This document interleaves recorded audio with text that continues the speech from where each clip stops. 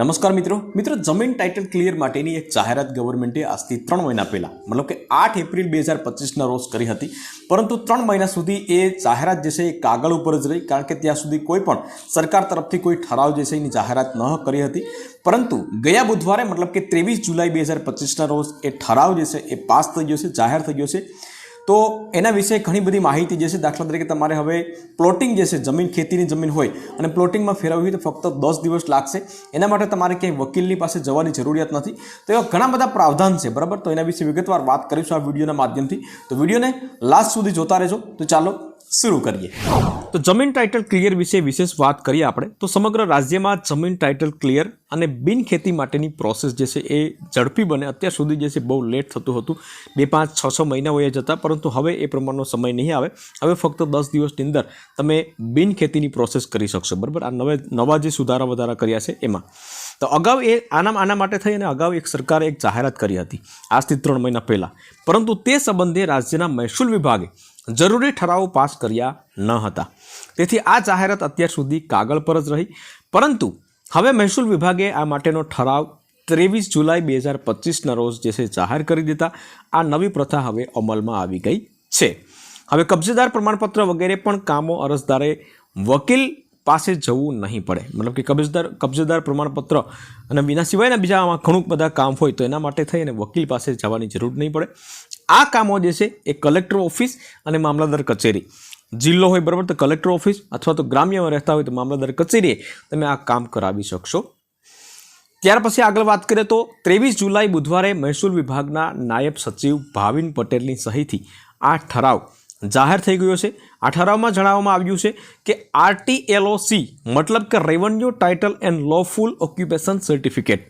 હવે આમાં ઇંગ્લિશમાં ઘણા બધા મિત્રોને કદાચ ખ્યાલ નહીં પડે તો એનું ગુજરાતી શું થાય એના વિશે વાત કરીએ આપણે। મહેસૂલ માલિકીનું પ્રમાણપત્ર અને કાયદેસર કબજો ધરાવનાર આ પ્રમાણપત્ર તમારી પાસે હોય તો એ મેળવવા માટે થઈ અને તમારે અત્યાર સુધી જે છે ધક્કા ખાવા પડતા હતા, પરંતુ નવા પરિપત્ર પ્રમાણે ઓનલાઈન તમે અરજી કરી શકશો। જે વેબસાઇટ અહીંયા તમે જોઈ શકો છો www.iora.gujarat.gov.in પર જઈ અને અરજદારે અરજી કરવાની રહેશે। બીજી ખાસ બાબત એ જણાવવામાં આવી છે મિત્રો કે તમે 7/12 જો સંયુક્ત ખાતું હોય, મતલબ કે એક કરતાં વધારે નામો હોય તો એ બધાના સંમતિપત્ર પણ તમારે જોડવું જરૂરી છે। સંમતિપત્ર મતલબ કે સ્વઘોષણા પત્રો જે છે એમાં તમારે જે આ પ્રમાણપત્ર મેળવવા માટે તમામની સહી લેવાની રહેશે, અને આ માટેની ફી પણ જે નક્કી કરેલી છે એ તમારે ઓનલાઈન ભરવાની રહેશે વેબસાઇટ ઉપર, અને અરજી દફતરે થશે તો પણ તમને પરત રકમ મળશે નહીં। મતલબ કે કોઈના કોઈ કારણોસર ખોટી વિગત હોય અથવા તો કોઈ કારણોસર જે છે એ તમારી અરજી રિજેક્ટ થશે તો પણ તમને ફી મળવા પાત્ર રહેશે નહીં। એટલા માટે તમે ફોર્મ ભરો તો જોઈ જાણી અને વ્યવસ્થિત તમે ભરશો એટલે રિજેક્ટ થવાનો કોઈ ચાન્સીસ નહીં હોય। અધૂરી વિગત સાથેની અરજીનો સ્વીકાર થશે નહીં। મહાનગરપાલિકામાં આ અરજીની ચકાસણીઓ નાયબ કલેક્ટર હસ્તક હશે, અને મહાનગરો સિવાયના જે વિસ્તારો છે તો એ કામગીરી મામલતદાર કચેરીએ થશે। અરજીઓની ચકાસણી માટે 5 દિવસ ફિક્સ કરવામાં આવ્યા છે મિત્રો।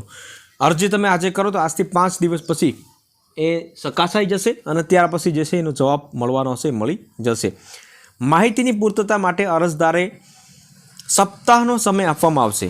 અરજીનો સ્વીકાર કરી લીધા બાદ સીટ નીચે 7 દિવસમાં સંબંધિત અધિકારીઓના અભિપ્રાય મેળવી અને અરજી નાયબ કલેક્ટરને મોકલી આપવાની રહેશે। નિવાસી અધિક કલેક્ટર આ અરજી 6 દિવસમાં કલેક્ટરને, નાયબ કલેક્ટર જે છે તો એ 6 દિવસમાં કલેક્ટરને મોકલશે, અને કલેક્ટર 6 દિવસમાં નિર્ણય કરશે કે હવેથી કોઈ પણ કબજેદાર અરજદારે આ કામ વકીલ પાસે નિર્ભર નહીં રહેવું પડે। મતલબ કે કુલ મળી અને કમસે કમ 1 મહિના જેવો સમય આમાં વસ્તુમાં થશે, બરાબર। પરંતુ બહુ બેસ્ટ વસ્તુ કહી શકાય મિત્રો, વધારેમાં વધારે 1 મહિનો દિવસ, કારણ કે અત્યાર સુધી આ બધા કામ કરાવવા માટે વકીલને તમારા પૈસા આપવા પડતા હતા, વકીલને ફી આપવી પડતી હતી, અને 3 મહિના 2 મહિના વયા જતા હતા ત્યારે આ કામ થતું હતું। તો તમારે ફ્રીનો પણ બચાવ થશે, સમયનો બચાવ થશે, અને કામ જે છે તમારું ઝડપી થશે। તો ત્યાર પછી આગળ વાત કરીએ આપણે કે ભાઈ કોઈ પણ માની લો કે કોઈ પણ વ્યક્તિ અધિકારી જે છે એને ખોટો અભિપ્રાય આપ્યો હોય તો એના માટેની શું શિક્ષા કંઈ છે કે નહીં, તો એમાં પણ આમાં જોગવાઈ કરેલી છે કે આ સમગ્ર કામગીરીઓ માટે 17 પ્રશ્નોનું ચેકલિસ્ટ છે, જેમાં 25 વર્ષ દરમિયાનની તબદીલી, વારસાઈ વગેરેની ચકાસણીઓ થઈ શકશે। આ ઠરાવમાં એ સ્પષ્ટ કરવામાં આવ્યું છે। જે કે કોઈ અધિકારી ખોટો અસ્પષ્ટ અભિપ્રાય આપશે તો તે મામલો શિક્ષાપાત્ર બની શકે છે. અત્રે ઉલ્લેખનીય છે કે આ પ્રમાણપત્ર મળી જાય એક વખત તમને, ત્યાર પછી તમારે 10 દિવસમાં જમીન બિનખેતી કરવી હોય તો તમે કરી શકશો એવો સરકારનો અત્યારે દાવો છે, બરાબર. પરંતુ આ પ્રમાણપત્ર મેળવવું અત્યારે સહેલું થઈ ગયું છે અને આ નવો અભિપ્રાય જે છે બધા લોકો માટે જે છે ખૂબ ઉપયોગી છે મિત્રો. વિડીયો ગમ્યો હોય તો વિડીયોને એક લાઇક જરૂરથી કરી લેજો, શેર કરજો અને ચેનલ ઉપર નવા આવ્યા હોય તો ચેનલને સબસ્ક્રાઈબ જરૂરથી કરી લેજો.